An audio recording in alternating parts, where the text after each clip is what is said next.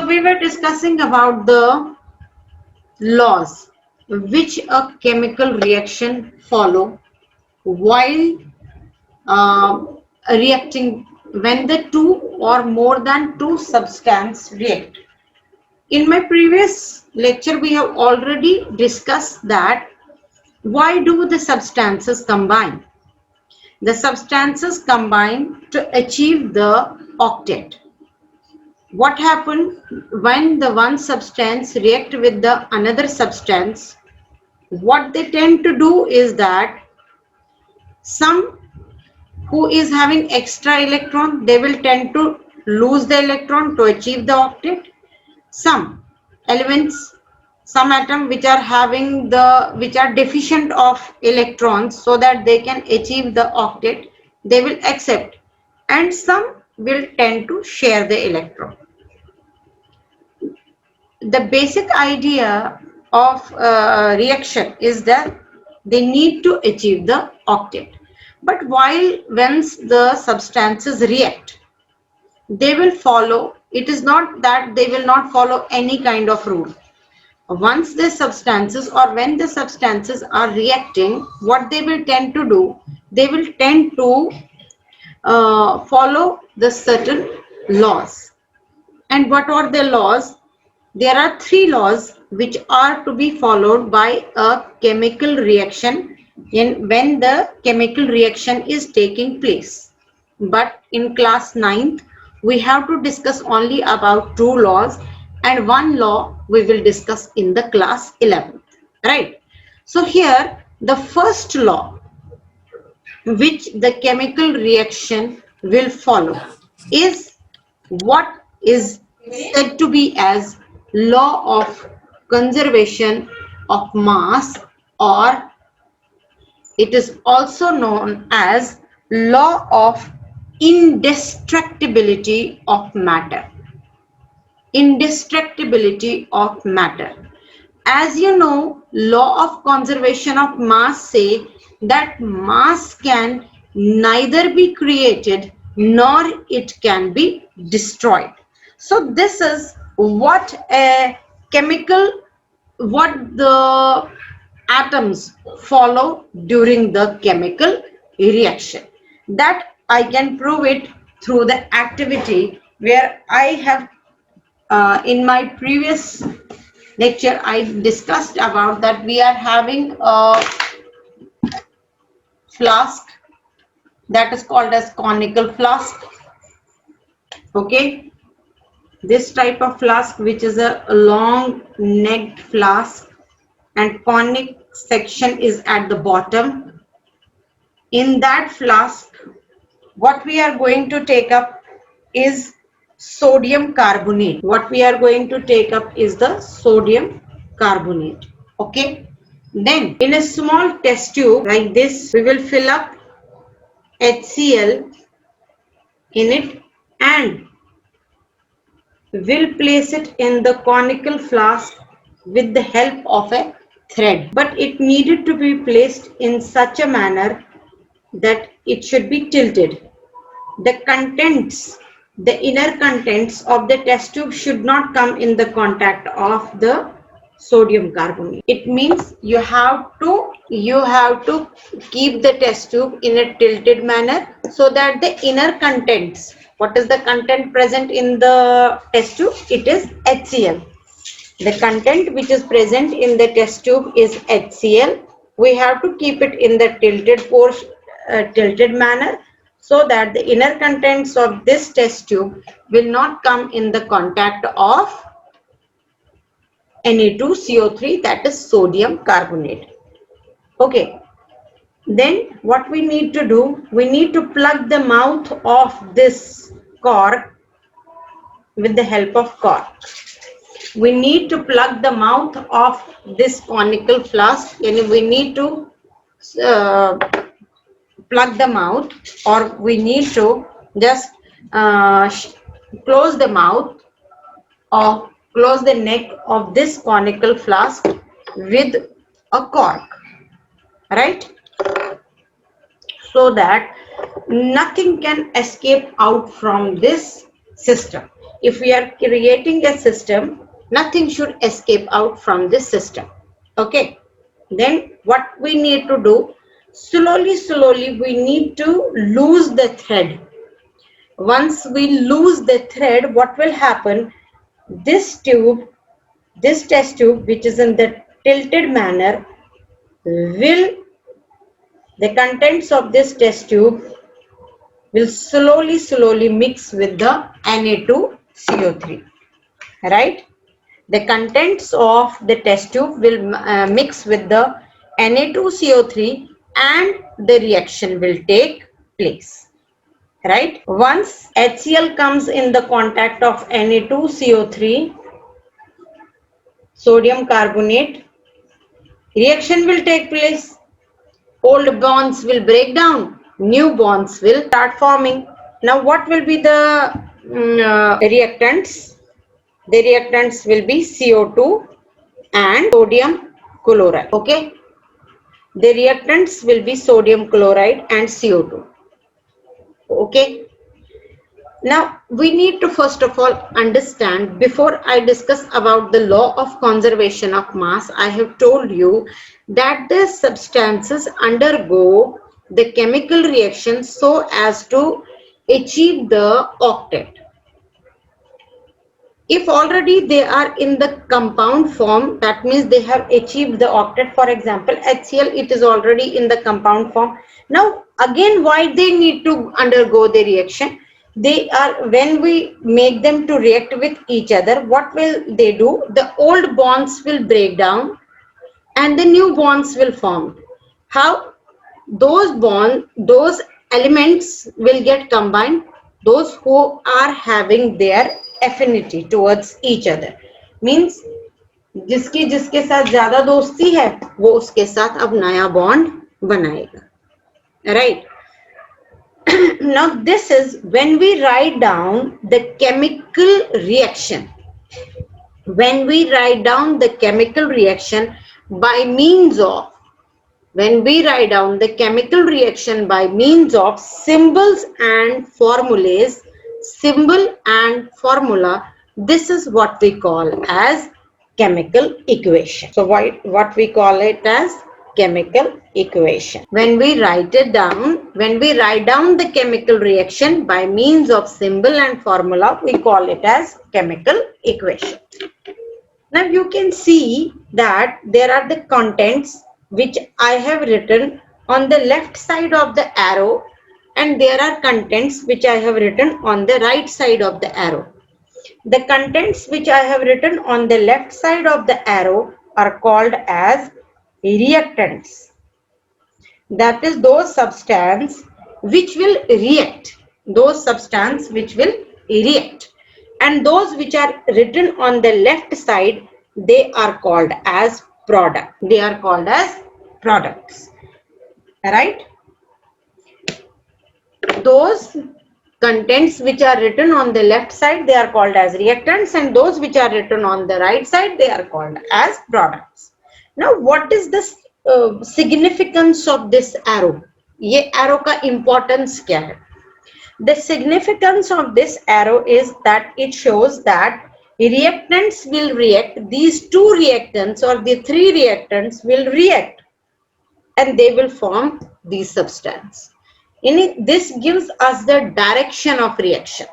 The arrow gives us the direction of reaction. I hope I am clear on this point, that those which are written on the left side, they are called as reactant. Those which are written on the right side, they are called as product. And this arrow gives us the direction of the reaction. Right now, when the reaction is taking place, what it has to follow? It has to follow the law of conservation of mass. That is, mass of reactants should always be equal to mass of the products. In terms of chemical reaction, the law of conservation of mass can be put like this, that mass of reactants should always be equal to mass of product. This is what we term as conservation of mass in terms of chemical reaction or chemical equation. If we simply talk about energy, if we simply talk about mass, then the law of conservation of energy says that energy can neither be created nor can it be destroyed. In case of mass, it says that mass can neither be created nor be destroyed. Here also the same thing is there. But if we want to understand what does the law of conservation of mass mean in case of chemical equation, it means that mass of the reactants should always be equal to the mass of the product. That I can prove it like this, that before chemical reaction take place, we have took 4 grams of Na2CO3. How many grams? We have took 4 grams of Na2CO3. Okay, and 10 grams of 10 milliliters of HCl. Okay, 10 grams of HCl. So what is the total mass of reactant? Therefore, the total mass of reactants is 14 gram. Total mass of reactant is 14 gram. If the mass of Na2CO3 which we have taken is 4 gram and the mass of HCl is 10 milliliter or 10 gram, then what is the total? Because the unit should always be same, like I said 10 gram. Then the total mass of reactants is 14 gram. What is the total mass of reactant? It is the 14 gram. 14. And in the same manner, the 14 grams should be the mass of this also, that is product. What are the products? CO2 and NaCl. What we get is 2.5 gram of CO2. What we get is 2.5 gram of CO2 plus 11.5 gram of NaCl. After the reaction, we get 2.5 gram of CO2 and 11.5 gram of NaCl. So again, if we just add both the substances, both the products, what the mass will be, it will be 14 grams, right?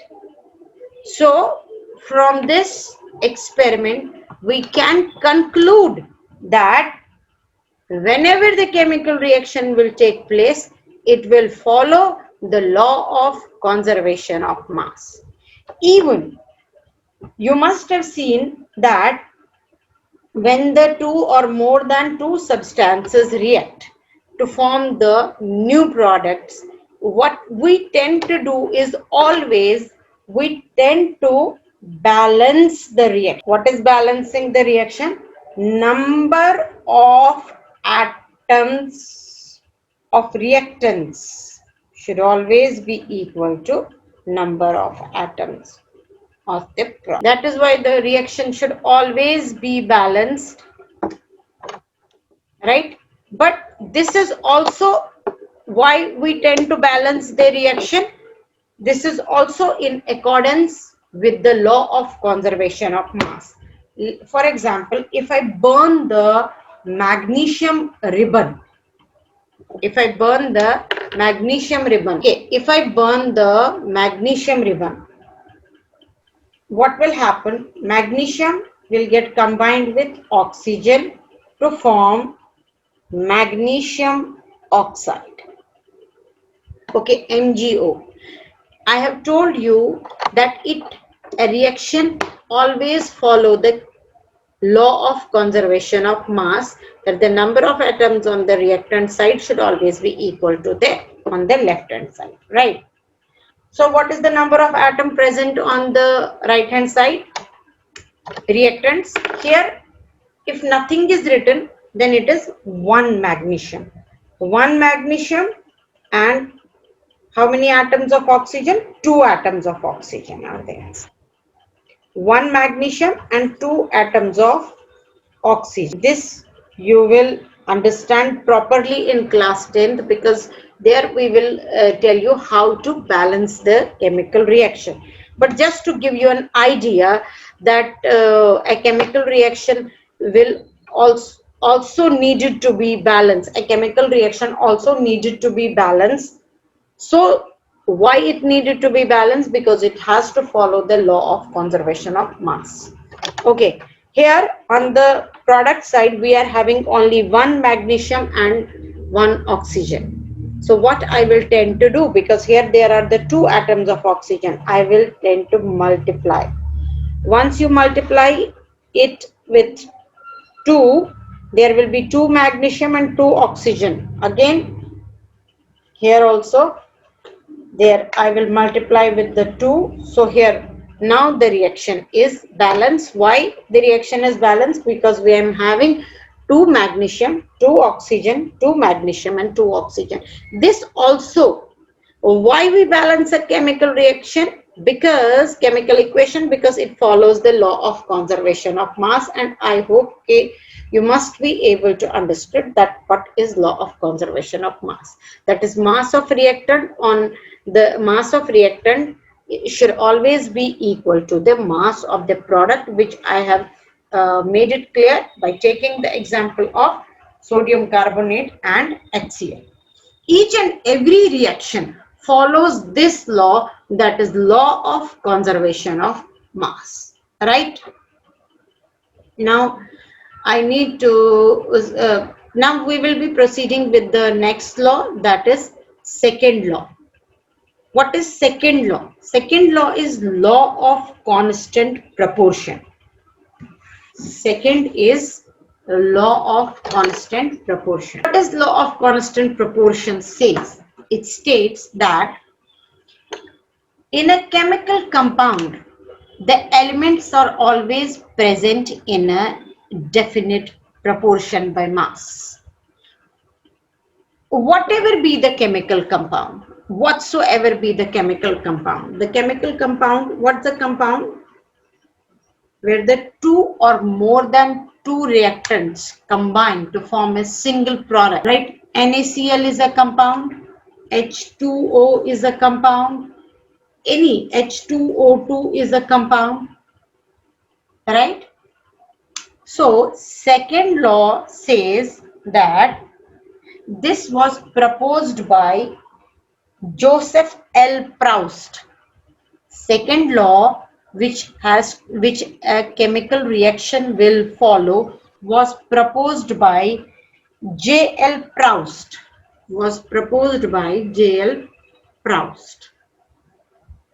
Okay, and it states that in a chemical substance, elements in a chemical reaction or in a chemical equation, the elements are always present in a definite proportion by mass.